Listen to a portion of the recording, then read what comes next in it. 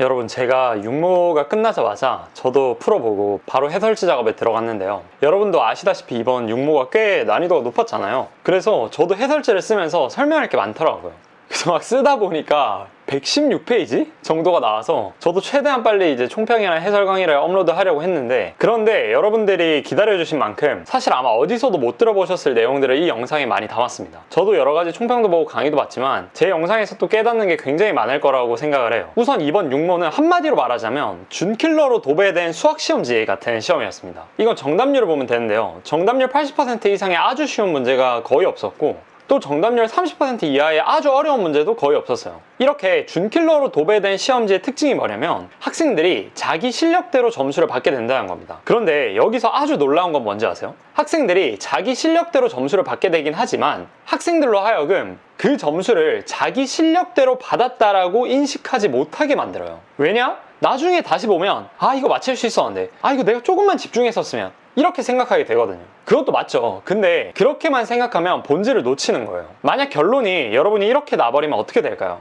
1월에서 5월 달에 했던 것처럼 머리 쓰는 공부를 안 하려고 합니다. 그래서 EBS에 손을 대기 시작해요. 왜냐? 내가 이후에 이 문제를 다시 보니까 이해가 돼. 그러니까 스스로 실력은 어느 정도 됐다라고 생각을 하는 거야. 그래서 내가 문제풀이 시간이 부족한 거다, 시간을 확보해야겠다 라고 생각을 하고 EBS를 더 열심히 봐야겠다는 결론이 도출이 되는 거죠. 근데 저는 여러분들이 진짜로 시험장에서 시간 확보가 안 돼서 틀린 걸까 하는 의문이 있어요. 무슨 말이냐면, 여러분이 육모에서 틀린 문제가 있었을 거 아니에요. 여러분이 틀린 문제의 선지를 딱 찍었을 때 감독관이 잠깐 멈춘 다음에 2분 더 줄게 라고 했다고 할게요. 그렇다고 해서 여러분이 그 문제를 다시 맞출 수 있었을까? 과연 그 시험장에서? 저는 아니라고 봅니다. 왜냐면 한 번 잘못 읽었던 거는 다시 읽어도 눈에 잘 안 띄어요. 그리고 한 번 읽을 때 제대로 읽냐 잘못 읽냐를 결정짓는 게 바로 독해력입니다. EBS를 받고 안 받고가 중요한 게 아니고요.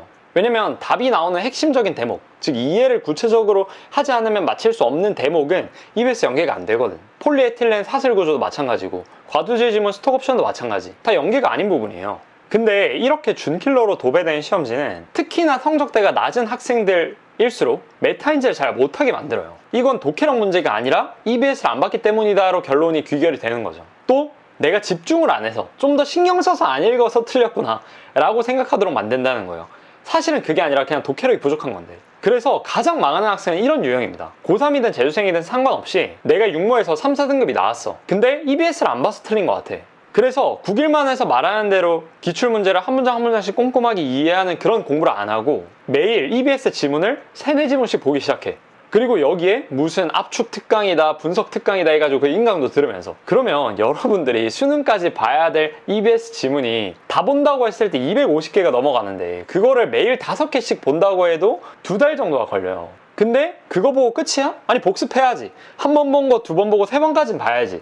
그러면 10월 되는 거 금방입니다. 그러면 여러분들은 10월 때까지 독해력을 늘리는 공부가 아니라 그냥 EBS만 보는 거예요. 여러분들이 EBS를 보는 것도 국어 공부라고 생각할지 모르겠지만 사실 현실적으로 그렇게 되기가 힘듭니다. EBS를 하는 대부분의 학생들은 EBS 지문을 이해하면서 읽는다기보다는 암기하게 돼요. 후반으로 가면 후반으로 갈수록 더. 왜냐면 제가 아까 말했죠, 250지문이라고. 그것 중에서 뭐가 나올지 모르는데 공부하는 학생 입장에서 힘을 주고 빼고 읽는 게 가능할 것 같아요? 전부 다 힘주고 읽으라고 하죠. 근데 전부 다 힘주면서 이해하려고 읽어보면 그게 잘 안 돼. 시간도 너무 많이 걸리고. 그래서 결국에 처음 10지문 정도는 제대로 학습할지 몰라도 후반으로 갈수록 그냥 암기식으로 바뀌어버려요, 공부가. 이 지문은 이런 제재였고 이 지문은 이런 내용이었지. 이걸 머릿속에 때려박는 공부를 할 수밖에 없다고, 당연히. 수능을 지금 3년 뒤에 치는 게 아니잖아요. 마음이 불안하니까. 물론 강사들은 이해하면서 읽어야 돼 뭐 이렇게 말하겠지. 근데 학생 입장에서 현실적으로 그게 불가능하다니까. 그러니까 그냥 구모가 다가올수록, 수능이 다가올수록 나중에는 내신 프린트 달달 암기하듯이 그걸 보고 있어. 어떻게 이렇게 제가 잘 아냐면 제가 딱 이랬거든요. 고3 때 실력은 없고 실력이 오를 것 같지도 않고, 그럼 내가 남은 건 뭐야? 재수생은 들어온다라고 하고 무섭고, 그럼 뭐 EBS에 기대는 것밖에 없지. 근데 EBS를 하면서 여러분의 독해 실력이 정지되어 있으면 모르겠어. 암기를 하면서 그동안의 독해 실력이 정지되어 있으면 3등급 나왔다가 그대로 3등급 뜰 거란 말이에요. 근데 여기서 더 안 좋은 건 뭐냐면 여러분이 사고력이 요 정도야. EBS 한다고 사고력 신경 안 쓰고 계속 암기하는 공부만 해. 그러면 보통은 사고력이 이렇게 떨어지게 됩니다, 수능에 갈수록. 그래서 334, 335, 345 이렇게 되는 거예요. 제가 고3 때 주변 친구들이 싹 다 이랬어요. 그리고 불과 이게 5년도 안 된 얘기예요. 그러니까 그게 본질이 아니라는 거야. 상식적으로 몇십억을 투여해서 만든 시험에서 그렇게 달달 암기해가지고 맞출 수 있게 내는 게 말이 안 되잖아. 이 출제자들이 바보도 아니고. 그리고 연계 체감은 수능에 가까워질수록 계속 떨어질 겁니다. 이건 작년에도 그랬고 재재작년에도 그랬고 계속 그래왔어. 6, 9월은 좀 연계 느낌을 주고 수능에선 빼버리고. 그래서 내가 지금 6모 기준으로 3, 4등급을 받았다, 또는 낮은 2등급 이렇게 받았다고 하면 9모 전까지는 기출을 봐야 돼요. 왜냐? 가장 평가원과 유사한 글이고 가장 비싼 글이고 출제자들이 가장 많이 보고 들어가는 글이 바로 기출이어서 그렇습니다. 그리고 기출 문제를 계속 봐야지, 아, 이게 이런 말이었구나. 다시 보면서 처음에 1회독 할 때는 그냥 넘어갔었는데, 아, 이런 식으로 문제를 냈던 거구나. 이런 게 반복해서 글을 이해하면서 읽다 보면 느껴져요. 그래서 9월 때까지 최대한 아, 이런 말이었구나 하는 느낌을 받는 공부를 계속 해나가셔야 됩니다. 여러분이 지금 특히나 고3이라면 합리화하지 말고 최대한 기출도 많이 보세요. 막 2017학년도까지만 보면 안 되냐 막 이렇게 말하는데, 제가 계속 말했지만 다 보셔야 됩니다. 그리고 그렇게 회독수를 짧게 가지고 가면 공부를 못하는 학생일수록 다시 봤을 때 어차피 아는 거라고 생각하고 다 넘겨버려요. 답이 기억이 나기 때문에. 그래서 국어는 깨달음의 과목이어서 딱 한 번 여러분이 조급해하지 말고 진짜 깊이 있게 글을 이해하는 것에만 집중하면서 읽다 보면 아, 이런 거구나 하는 순간이 옵니다. 그때부터는 점수가 알아서 올라요. 왜냐면 이런 식으로 하면 글이 이해가 되고 문제를 맞힐 수 있다는 게 스스로 납득이 되니까. 그리고 이 깨달음에 도달하기까지는 9일만에서 말한 방식 플러스 글을 스스로 굉장히 많이 읽어주려고 노력을 해야 되고. 그래서 고3 같은 경우에는 여름방학은 무조건 하루에 4시간 이상씩은 국어에 때려 박아야 돼요. 지금 3, 4등급이라고 한다면 수능에 1등급을 맞겠다는 목표를 세웠을 때. 정리를 하자면 지금 3, 4등급 대에 있는 학생들에게 가장 중요한 건 이해입니다. 공부하면서 아, 그래서 이런 거구나 하는 순간이 되게 많아야 돼요. 그리고 그걸 하기 가장 좋은 게 기출이고, 제가 이걸 안 해서 고3 때 망했고 재수 때 이거 하고 2개월 만에 아, 깨달음을 얻어서 수능 때까지 1등급을 받았던 거였고요. 그러니까 여러분들도 진짜 이게 차분해야 돼. 막 조급해하는 순간 아무것도 눈에 안 잡혀요. 근데 옆에서 계속 흔들어 대잖아. 이거 해야 된다 저거 해야 된다 이렇게. EBS 같은 거는 분명 실전에서 심리적 안정감을 주는 건 맞습니다. 하지만 그게 끝이에요. 여러분들이 거기에 기대는 순간 1등급은 불가능입니다. 진짜로. 그러면 이 심리적 안정감을 주는 EBS를 도대체 언제 해야 되냐? 제가 다 준비해 놓고 있어요. 제가 작년과 마찬가지로 상상이랑 협업해서 8월 달에 여러분들이 연계되는 작품들을 다 보고 가실 수 있도록 가이드를 제시해 드릴 겁니다. 그러니까 그때까지만이라도 제발 그냥 기출만 열심히 보면서 실력을 쌓는 공부를 하라고. 지금부터 EBS 만져버리면 진짜 아무것도 안 된다니까. 제가 작년에도 모의고사 6회분만 진행해가지고 문학 3지문 중에 2개 연계시켜 드렸잖아요. 올해는 3개 다 연계시켜 드릴 겁니다. 상품도 그 정도로 준비를 해놨고요. 여러분이 그냥 이건 들어보시면 알 거예요. 이건 이게 말이 안 되는데 싶을 정도로 구성을 해놨어요. 그러니까 저를 믿고 제발 9일만에서 말하는 대로 계속 학습을 해나가시기 바랍니다. 이건 제가 지금 여러분들한테 무슨 강의를 들어라, 책을 봐라 이렇게 하는 게 아니잖아요. 그냥 여러분들이 갖고 있는 기출 한 번 더 보라는 말이야. 돈이 안 되는 말이라고요. 그러니까 이 말을 좀 믿어줬으면 좋겠어. 그리고 3, 4등급 뿐만 아니라 내가 5등급 이하다 그러면 그냥 제발 기출 봐. 그리고 다급해하지 말고 다른 애들이 막 어려운 거 푼다고 해서 거기에 눈길 보내지 말고 낮게 가세요. 천천히. 한 번에 벽을 오르려고 하면 안 올라가지. 계단부터 올라가야 될 거 아니야. 그러니까 눈앞에 보이는 난이도가 낮은 지문부터 가라고. 그리고 그 9기만 노베이스 편 만들어가지고 그것도 계단도 다 만들어 놨잖아. 그거 밟으면서 가라고요. 그런데 내가 만약에 100분이 98에서 100이다. 그러면 그런 친구들은 EBS 섞어봐도 돼. 왜냐면 걔네는 알아서 공부할 줄 아는 애들이거든. 그런 학생들은 하루에 2, 3개 정도씩 EBS를 보시되 이때도 중요한 게 외우려고 하면 안 돼. 이거 작품 나올 거라고 기대하면서 읽는 순간 암기하게 된다니까, 태도 자체가. 그래서 기출 분석할 때 마찬가지로 글을 이해하면서 읽는 건 똑같아. 근데 이건 사실 어떤 글이든 마찬가지야. 여러분이 책을 읽든 기사를 읽든 뭘 읽든 이해를 하면서 읽어야지. 그러면서 모르는 단어가 나와, 모르는 개념이 나와, 검색해서 찾아보고 그거 이해해 놓는 정도. 딱 요 정도예요. 개인적으로 그 밑에 학생들은 저를 믿고 8, 9월까지는 기출 보세요. 시간 많이 남았어. 깨달음을 얻기에는 충분한 시간이야. 저도 재수 때 6모에서 1등급 떴지만 계속 기출 봤어요. 9월달까지. 그러니까 9월에도 1등급 나오고 수능에도 1등급이 안정적으로 나왔던 거야. 실력이 안 흔들리면서. 왜? 계속 사고력을 키우는 공부를 해줬으니까. 6모 때 1등급들 절반 이상이 2등급 이하로 떨어집니다. 그러니까 방심하지 말고 자기가 성적이 좀 잘 나온 것 같아도 기출 보세요. 겸손하게. 결국 시험장에서 여러분들이 느끼셨겠지만 답을 고르는 건 EBS로 완성된 배경 지식이 아니라 시험장에서 글을 읽고 이해하는 능력 자체란 말이야. 자, 그러면 지금부터 지문으로 한번 가볼게요. 어떤 시험이었는지 좀 더 구체적으로 보겠습니다. 일단 제가 이 시험이 끝나고 이제 국어신 촬영한 친구들 단톡방에 한 말이 있어요. 이제 거의 문제풀이 순서는 정해졌다. 독서에서 예년의 시험들보다 힘을 뺀다라는 게 증명이 됐다. 올해 수능도. 그래서 문제풀이 순서는 총 3가지 정도로 추격을 해볼 수가 있는데, 자, 첫 번째, 선택 풀고 독서론 포함해서 독서 전체 풀고 그 다음 문학 전체 풀고, 두 번째, 독서론만 따로 풀고 워밍업 한다고 생각하고, 그 다음 선택 풀고 그 다음에 독서 다 풀고 그 다음 문학 다 풀고, 그 다음 세 번째, 독서론 풀고 선택 풀고 독서 두 지문 쉬운 거 풀고 그 다음에 문학 다 풀고 그 다음에 독서 가나 지문 풀고. 이번 수능도 독서 가나 지문이 가장 어려울 거예요. 작년 수능도 그랬고 올해 육모도 그런 걸 보면 올해 수능도 가나가 가장 어려울 가능성이 매우 큽니다. 그래서 시험을 칠 때는 쉬운 걸 다 맞히는 게 중요해. 남들 다 찍는 건 나도 찍어야 될 거 아니야. 그래서 가장 어려운 걸 뒤로 빼는 거예요. 이번 육모도 나머지 다 맞히고 가나 한 번으로 찍었어도 1등급이에요. 그래서 저는 등급대가 낮으면 낮을수록 이 마지막 세 번째 순서를 추천하긴 합니다. 이거는 나중에 9월 이후에 어차피 사설 모의고사 많이 풀 거야. 그때 연습을 해보고 자기 스타일에 맞는, 자기 그때 실력대에 맞는 순서로 결정해서 풀면 됩니다. 자, 먼저 독서론 같은 경우에는 사실 그냥 차분하게 읽기만 하면 돼요. 국어 풀 때 팁이, 여러분들 애들 종 치자마자 바로 확 넘기면서 빠르게 풀잖아. 거기에 동요되지 마. 나는 3초 정도 세고 들어가는 거예요. 전 이거 항상 썼던 방법인데, 시험 칠 때 시험을 딱 넘겨. 애들 막 빨리 풀기 시작해. 나는 느긋하게 가.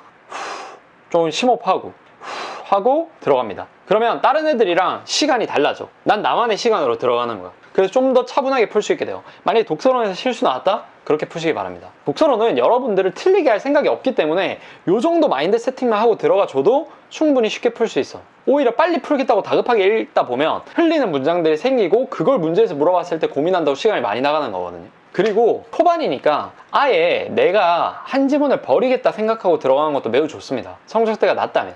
어차피 지금 수능 보면 한 지문 버려도 1등급이야. 그러니까 내가 하나 안 읽는다 그냥 생각을 해버리고 지금 읽고 있는 걸 천천히 제대로 읽겠다는 생각을 하라고. 그 다음에 과두제 지문. 이 과두제 지문은 사실 초반에 4문단 정도는 2014학년도에서 2016학년도 사이에 나왔던 기출들, 굉장히 쉬운 정도의 독서 기출과 유사한 난도예요. 그냥 한마디로 매우 쉬웠습니다. 솔직히 이 정도는 기출 문제를 열심히 봤다라고 한다면 쉽게 읽어낼 수 있었어야 돼요. 근데 어려운 부분이 어디야? 마지막 부분의 스톡 옵션 부분. 어떻게 보면 경제 얘기이기도 하고 어렵잖아요. 딱 뭔가 금융 관련된 얘기 나오면 나도 모르게. 그래서 이걸 틀렸던 학생들은 아마도 기출에 있는 경제 제재를 제대로 공부해 보지 않았다, 또는 충분히 학습하지 않았다, 일 가능성이 매우 높습니다. 그래서 이걸 보니까 헉 하고 당혹감이 확 몰려오는 거야. 어려워 보이니까. 그래서 앞부분에 잡았던 거, 과두제적 경영에서 문제점이 뭐였는지는 다 싹 다 날아가 버리고 그냥 허겁지겁 읽다 보니까 이해가 제대로 안 되는 거지. 사실 스톡옵션 부분에서는 스톡옵션을 주는 게 소수의 경영자들한테 어떤 이익을 주는가, 즉 결국 스톡옵션을 주는 이유는 소수의 경영자들이 회사를 배신할 이유를 없게 만드는 것이 핵심이잖아요. 그러니까 얘들이 회사 이익을 추구하면 자기의 이익도 당연히 늘어나게 되는 구조를 만들어 줌으로써 배신을 할 이유가 없도록 만든다는 게 이거의 핵심이었는데, 이게 좀 매끄럽게 읽히려고 했으면 과두제적 경영을 읽으면서 소수 애들이 이런 단점이 있구나, 그럼 이거 어떻게 해결하지? 라는 의문을 품었어야 돼. 대화를 하면서. 구글만에서도 계속 말하잖아요. 대화하면서 읽으라고. 의문도 품고 생각도 하면서. 그랬으면 마지막에 스톡 옵션이 이 질문에 대한 답변으로 딱 채워지면서 이렇게 되는 거구나 하고 딱 넘어갔을 거란 말이에요. 그리고 7번 문제 많이 틀렸을 건데, 7번은 난이도가 쉬운 편이긴 했는데 왜 틀렸냐, 애들이 보기를 만만하게 읽은 거야. 그러니까 지문이 쉽잖아요. 그러니까 보기에도 뭐 별 내용 없을 거라 생각한 거지. 근데 사실상 보기는 지문에 있는 과두제적 경영과 공동체적 경영의 섞은 버전이란 말이에요. 그래서 난이도를 한층 높였어. 더 고차원적 사고를 하도록. 근데 보기를 그냥 흘려 읽은 애들은 이런 걸 모르고 그냥 이렇게 읽다가 선지로 가서 대충 파악하려고 했는데 잘 안 보여. 그래서 못 찍었을 확률이 높거든요. 1번부터 4번까지 답 안 보이니까 그냥 5번 찍고 넘겼거나. 그래서 방심하지 않는 게 중요하다. 첫 부분에 나오는 사회법 또는 경제가 나올 수도 있겠죠. 그 지문은 그렇게 난이도가 높지 않다라는 게 증명이 됐어. 작년 수능부터 6월까지. 그러니까 여러분들이 집중해서만 읽으면 돼. 그리고 이렇게 준킬러가 가득한 시험에서는 하나도 쉽게 읽을 수 있는 문장이 없어요. 계속 펀치를 날리기 때문에. 그래서 여러분들이 쉽다고 생각하는 순간 무조건 삑사리가 나게 돼 있어. 방심을 80분 동안 조금이라도 풀잖아요. 그 사이로 들어와가지고 틀리게 만든다니까. 그래서 지문이 쉬워도 보기 읽을 때는 긴장하고, 지문 읽을 때도 마지막 문단까지도 집중해서 읽어주고, 이걸 습관화해야 돼. 이것도 사실 근데 다 구기만 독서편에 적어놨어. 그 다음에 폴리에틸렌 지문. 이건 사실 9번이 핵심이었죠. 9번이 화작 기준으로 정답률이 20%대고 엄밀 기준으로 30%뗍니다. 이 시험에서 가장 어려운 문제였어요. 이 9번 같은 경우에는 시간 부족이라고 할 수도 없는 게 하나 찍었잖아요, 여러분. 그러니까 9번은 제대로 읽고 풀었다는 거야, 시간을 들여서. 근데도 이렇게 많이 틀렸다는 건 그냥 지문 독해에 실패했다. 근데 이게 여러분들이 실수라고 생각하면 절대로 안 돼요. 이거 실력이에요, 9번을 틀린 건. 여러분들이 그리고 또 9번에 양쪽 사슬 끝 때문에 틀린 거잖아요. 이 단어 하나 때문에 틀리게 됐네? 내신이야? 이렇게 생각할 수 있는데 양쪽 사슬 끝이냐 아니냐는 이 지문의 핵심이었어. 이 사슬 구조를 이해하는 핵심이었단 말이야. 굉장히 잘 낸 선지입니다. 그래서 여러분들이 이걸 틀렸다면 그냥 지문 독해에 실패한 거야. 그리고 실패할 수밖에 없게 어렵게 냈어. 해설 때도 말하겠지만 이 사슬 구조를 머릿속에서 지문을 읽을 때 어떻게 그리고 넘어갔느냐, 사슬이 이렇게 만나는 걸로 이해했느냐 아니면 이렇게 결합되는 걸로 이해했느냐에 따라서 정답과 오답이 갈렸을 문제입니다. 그리고 공유결합, 이온결합 이런 거 EBS 연계됐잖아요. 몰라도 풀어. 핵심은 여러분도 보셨듯이 9번이에요. 9번 같이 사슬이 어떻게 결합되는가를 이미지화해내는 게 핵심이었단 말이야. 공유결합, 이중결합 이런 거 몰랐어도. 그러니까 EBS를 봐도 9번을 맞히는 데는 영향이 없어. 근데 1등급을 가르는 건 9번이란 말이야. 그러니까 여러분들이 공부 방향을 잘 한번 생각을 해보세요.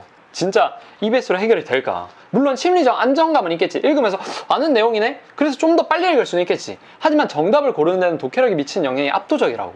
자, 그 다음에 가나 지문.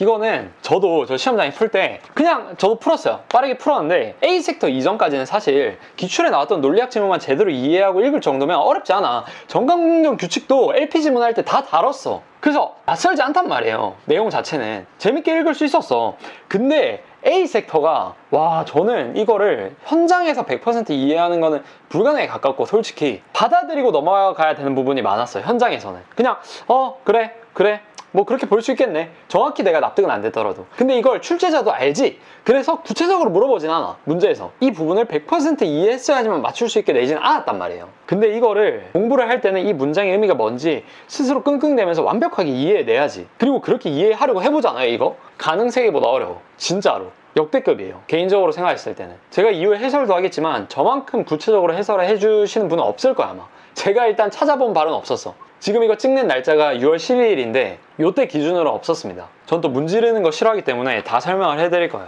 그래서 A와 관련된 13번은 솔직히 틀렸으면 인정. 근데 나머지는 솔직히 다른 파트만 제대로 이해했어도 정답이 나왔어야 됐거든요.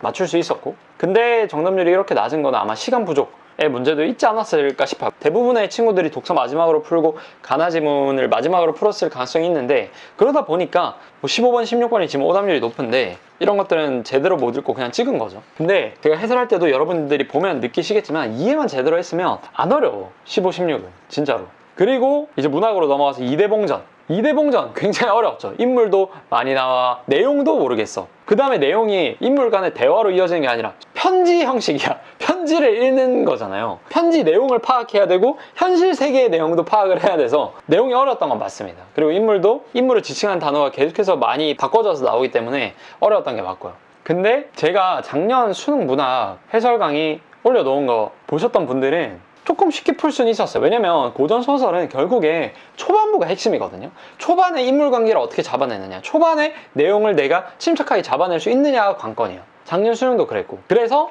초반에 문장을 읽으면서 장소저가 장애왕이라는 거 연결 짓고 시랑이 시아버지다, 장소저의 시아버지라는 것만 잡아냈으면 독해해 나가는데 그렇게 어렵지 않았어. 그리고 문장을 100% 다 이해하는 거 어려워도 무슨 내용인지는 체크하면서 읽을 수 있었거든요, 충분히. 그리고 그렇게만 읽었으면 문제는 다 맞힐 수 있게 냈단 말이야. 또 장소저 할 때 소저 같은 것들, 소저가 지금 기출에 몇 번이 나왔는데 이걸 몰랐다 뜻을?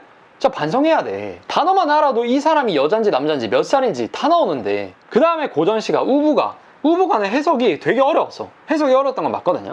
근데 내면 세계는 쉬웠지. 계속 그냥 꽁세엄 까는 내용이잖아. 근데 정확하게 공납 범용하자니 일가 중에 부자 없고, 또는 뭐 인물 초인하여 볼까, 엄마기에 보막이며 은광이며 금광이라, 이런 단어들이 이해는 안 될 수 있거든요. 저도 다 100% 이해하면서 읽는 게 아니야. 대충 이런 내용이겠다 맥락상 뚫어가는 거란 말이죠.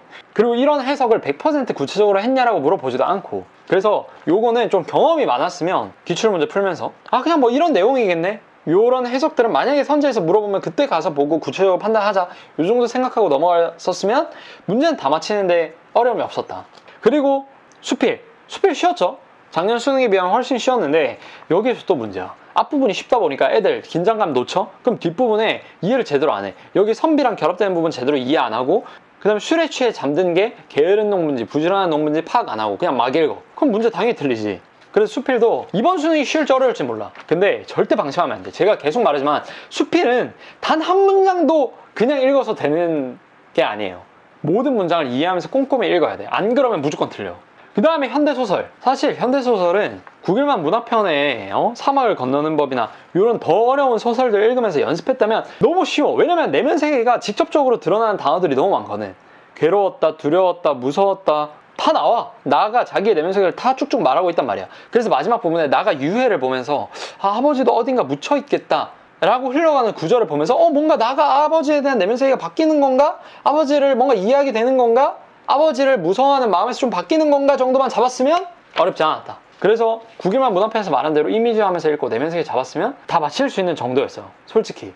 그리고 이번 수능도 이 정도로 나올 거라고 보입니다. 29번이 좀 어려운데 29번도 여러분들이 보면 알겠지만 그냥 구절을 감상을 못해서 틀린 거야. 그러니까 이 말이 무슨 말인지 이해가 안 되는 거지. 날짐승도 때가 되면 돌아오는 데를 왜 이런 말을 한 건지 이해가 안 되는 거야. 엄마가 이런 말을 왜 한 건지. 그리고 또 선택지 자체가 독해가 안 돼. 나에서 연상되는 상황이 현실이 될 경우 가에 투영된 영어는 실현 가능성이 사라진다고 하는데 이게 무슨 말인지도 독해가 안 되는 학생들이 많았을 거예요. 그러니까 그냥 애매하게 생각하다가 딱 틀리는 거지. 그리고 이게 고민이 되면 지문으로 가야 되는데 선지에서 고민하기 시작했으면 답이 안 보였을 거야 또. 그리고 마지막 현대시.